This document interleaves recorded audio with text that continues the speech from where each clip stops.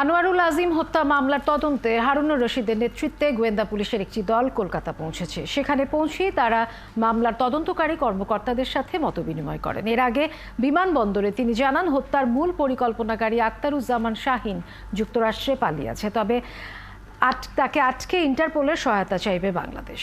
মহিম মিজানের প্রতিবেদন। সাংসদ আনার হত্যা মামলার তদন্তে ডিবি প্রধান হারুনুর রশিদের নেতৃত্বে গোয়েন্দা পুলিশের একটি দল কলকাতায় পৌঁছেছেন। এর আগে সকালে বিমানবন্দরে ডিবি প্রধান জানান, প্রয়োজনে দেশে গ্রেফতার হওয়া আসামিদের কলকাতা নিয়ে এ ঘটনা তদন্ত করা হবে। যদি প্রয়োজন হয় কলকাতার পুলিশের হাতে সোপর্দ করা হতে পারে।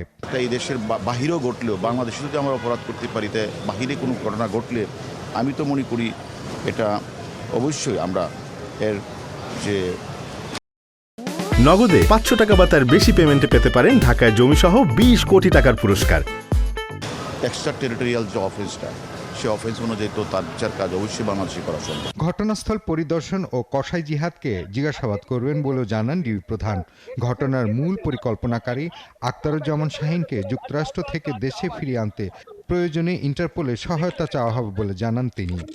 দুটি দেশ তো ভিন্ন, যদি দুটি দেশ ভিন্ন, যদি একই দেশ হতো তাহলে আমরা আমাদের বাংলাদেশের আসামি এবং এখানকার আসামিকে আমরা মোকাবিলা করতে পারতাম। কিন্তু যেহেতু ভিন্ন, আমরা হোয়াটসঅ্যাপের মাধ্যমে, ভিডিও কলের মাধ্যমে আমরা অনেক কথাই বলেছি, অনেক অগ্রগতি আমরা করেছি।